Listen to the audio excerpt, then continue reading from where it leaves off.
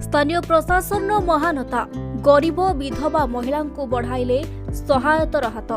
तेबे सूचनार प्रकाश बालेश्वर जिला बालियापाल ब्लॉक अधीन पंचमाली ग्रामर स्वर्गत अनिरुद्ध दलाई स्त्री ममता दलाई रोजगारिया स्वामी को हराई तीनोटी छोट छोट पिला दयनीय अवस्था रहितिबा बेले सूचना पाई ममता घरे पहुंची सहायतार हाथ बढ़ाई तहसीलदार।